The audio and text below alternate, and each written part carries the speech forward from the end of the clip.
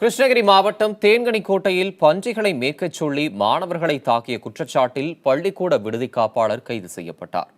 அரசு உதவி பெறும் பள்ளியின் விடுதி காப்பாளர் லூயிஸ் தான் வளர்க்கும் பன்றிகளை மேய்க்க மாணவர்களை நிர்பந்தம் செய்து வந்ததாக புகார் எழுந்துள்ளது.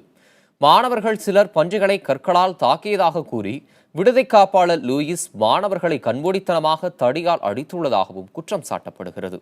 அப்போது வலிப்பு வந்த மாணவர் ஒருவரையும் மருத்துவமனையில் அனுமதிக்க மறுத்ததாக சக மாணவர்கள் புகார் கூறியுள்ளனர். இதுகுறித்து மாணவர்கள் அளித்த புகாரின் பேரில் விடுதி காவலர் கைது செய்யப்பட்டுள்ளார். பன்னிக்கு சாப்பாடு போடும்போது யாரோ கழுத்துக்கு போட்டாங்க. அந்த கல் பிரச்சனைனால இவ்வளோ பேர்த்து அடிச்சிட்டாங்க. அந்த பன்னிக்கு சாப்பாடு போடுறது வந்து சின்ன பசங்க அப்படி பசங்க போட்டு வந்துட்டு இருந்தாங்க. அது வந்து நான் வாரத்துக்கு ஒரு டைம் சின்ன பசங்க தான் க்ளீன் பண்ணுவாங்க. எப்போயோ ஒரு டைம் மட்டும் லூயிஸ் பிரதர் போய் க்ளீன் பண்ணுவார். அது தெரிஞ்சு நாங்கள் யாரோ கல் போட்டோன்னு சொல்லிட்டு கம்பெல்லாம் எட்டு வந்து அடித்தார். 2 குச்சியில் ஒருத்தருக்கு அடித்து விழுந்துருச்சு. அதுக்கப்புறம் நாங்களாம் அடி வாங்கிட்டு ஒருத்தன் ஃபிக்ஸ் வந்து அவனை திடீர்னு ஹாஸ்பிட்டலுக்கு யாரும் கூட்டின்னு போகல. நாங்கள் தான் பசங்களாம் யாரும் தெரியாமல் கூட்டின்னு போனோம்.